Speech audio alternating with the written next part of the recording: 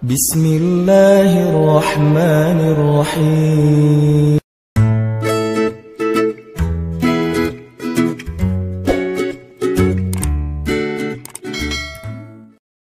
A'udzu billahi minasy syaithanir rajim. Bismillahirrahmanirrahim. Mathalul ladzina yunfiquna amwalahum fi sabilillah kamathali habbatin anbatat sab'a sanabila fi kulli sumbulatin mi'atu habbah wallahu yudha'ifu liman yasha' wallahu wasi'un alim. Perumpamaan orang yang menginfakkan hartanya di jalan Allah adalah seperti sebutir biji yang menumbuhkan 7 tangkai. Pada setiap tangkai ada 100 biji yang lain. Allah melipat gandakan bagi siapa yang Dia kehendaki, dan Allah Maha Luas lagi Maha Mengetahui. Shadaqallahul adzim. Assalamualaikum warahmatullahi wabarakatuh. Teman-teman sekalian, sore ini saya pengen ngajak kita untuk belajar gimana cara sedekah yang bisa menghilangkan sifat kikir. Karena salah satu di antara tujuan dari ibadah sedekah itu adalah wa may yuqashuha nafsih, menghilangkan sifat kikir. Yuqashuha nafsih, menghilangkan rasa enggan di dalam hatinya untuk memberi, menghilangkan rasa cinta terhadap dunia sehingga dia gak rela kehilangan dunia. Itu adalah inti dari sedekah. Selain memang ada kasih sayang di dalam sedekah, ada belajar kepedulian di dalam sedekah, silaturahim juga ada di dalam sedekah.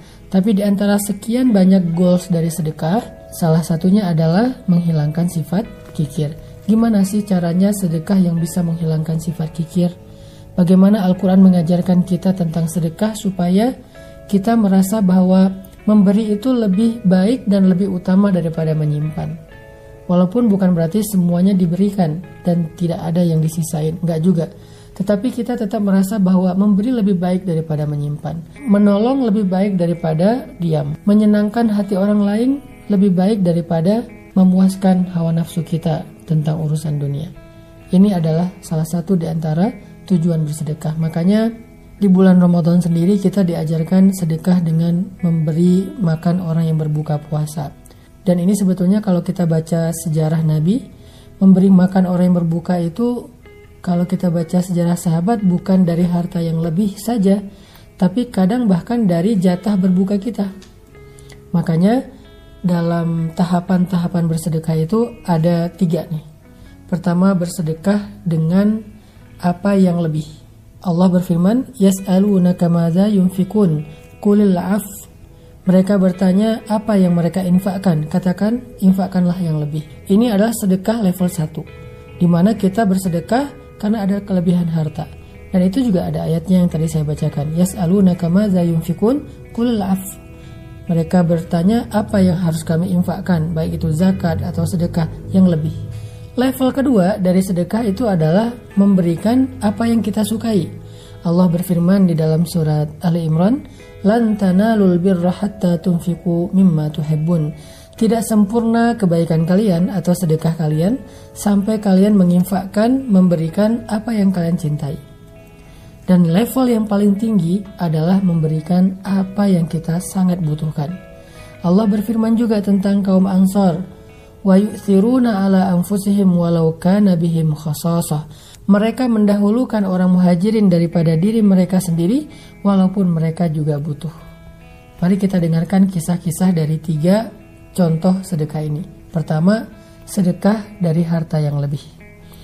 Sedekah dari harta yang lebih kita bisa mendengar dari kisahnya Utsman bin Affan radhiyallahu an yang luar biasa. Ketika beliau bersedekah angkanya bisa miliaran. Begitu juga sedekahnya Abdurrahman bin Auf, sedekahnya Sa'ad bin Mu'az, sedekahnya Sa'ad bin Abi Waqqas, mereka memberikan kelebihan-kelebihan harta mereka. Dan ini adalah sesuatu yang baik dan tidak tercela karena memiliki kelebihan harta. Kemudian kalau kita baca kisah sedekah dengan apa yang kita cintai. Nah, ketika ayat ini turun, surat Ali Imran juz 4 pertama di atas, lan tanalul birra hatta tunfiqu mimma tuhibbun, Nabi membacakan ayat ini kepada para sahabat. Kata Nabi, tidak sempurna sedekah kalian sampai kalian memberikan apa yang kalian cintai. Sahabat mendengar ayat ini dibacakan oleh Nabi, langsung pada pulang, pamit, pulang. Tiba-tiba mereka berdatangan lagi dengan membawa harta yang mereka cintai. Ada yang membawa onta sebagai kendaraan favoritnya. Onta itu kalau sekarang mungkin kendaraan yang harganya sekitar 2 miliar. Karena ini onta perang, bukan onta biasa yang disembelih yang harganya 40 juta. Ada yang bawa onta perang, ada yang bawa kuda, ada yang bawa sertifikat tanah. Ya Rasulullah, ini adalah kebun yang paling saya cintai di antara harta saya. Karena di dalamnya ada banyak sekali pohon-pohon yang subur dan panennya setahun 3 kali. Saya ingin memberikan fisabilillah. Ya Rasulullah, ini saya punya aset rumah. Ya Rasulullah, saya punya pasar.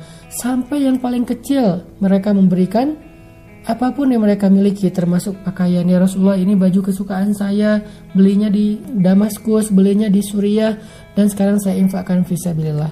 Ini kisah para sahabat berinfak, bersedekah dengan apa yang mereka cintai. Kalau yang ketiga, ini yang paling menarik, adalah bersedekah dengan apa yang mereka butuhkan.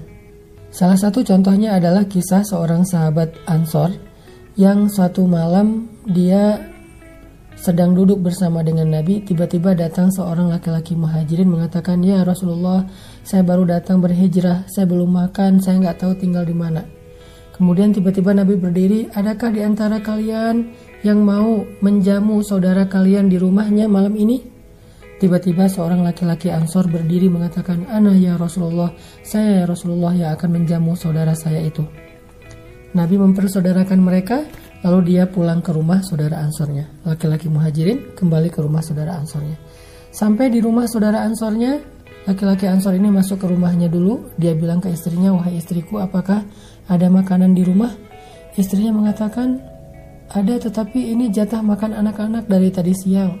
Mereka belum makan menunggu ayahnya pulang. Kata laki-laki Ansor, wahai istriku, bagaimana menurutmu jika makanan ini kita berikan kepada saudara kita muhajirin yang dia baru datang berhijrah perjalanan jauh dan dia kasihan kelaparan. Sedangkan anak-anak kamu ajak mereka tidur sampai mereka tertidur. Istrinya adalah perempuan yang solehah sehingga dia mengatakan, kalau begitu baik, kita dahulukan saudara muhajirin kita dan aku akan ajak anak-anak tidur. Diajak anak-anaknya tidur, laki-laki Ansor nemenin laki-laki muhajirin untuk berbicara. Ketika anak-anaknya udah pada tidur, perempuan ini keluar dari kamarnya, kemudian menyiapkan makanan jatah makan mereka yang dari tadi siang ditunggu belum dimakan, lalu dipersilahkan laki-laki muhajirin untuk masuk ke dalam rumah. Setelah masuk ke dalam rumah, laki-laki Ansor ini mematikan lampu rumahnya yang terbuat dari lampu minyak itu, dimatikan, lalu mereka makan bersama-sama. Laki-laki Ansor dan istrinya kecap-kecap, sebetulnya dia tidak makan. Sedangkan laki-laki muhajirin berpikir mereka ikut makan bersama dengan dia. Sehingga selesai makan, laki-laki muhajirin ini dipersilahkan untuk istirahat dan tidur di rumah mereka. Sampai pagi mereka tidur dalam keadaan tidak nyenyak karena lapar. Ini kondisi keluarga Ansor. Wa yu'siruna ala anfusihim walau kana bihim khasasa wa man yuqa syuhha nafsihi فَأُولَٰئِكَ هُمُ الْمُفْلِحُونَ. Orang Ansor mendahulukan orang muhajirin daripada dirinya, walaupun dia sendiri sebetulnya sangat membutuhkan hal itu. Barang siapa yang dibebaskan dari sifat kikir, maka mereka itulah orang-orang yang beruntung atau ahli surga.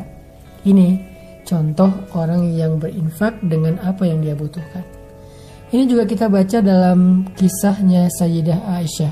Karena Aisyah ini salah satu keistimewaan beliau adalah sangat dermawan. Ibunda Aisyah ini sangat dermawan.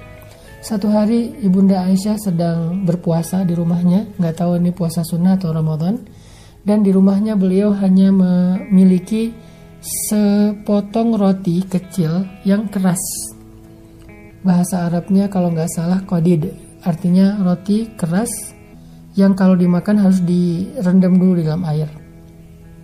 Tiba-tiba ketika siang hari Aisyah sedang berpuasa dan nanti pas berbuka dia udah menyiapkan sepotong roti dengan pembantunya berdua, satu potong roti bagi dua.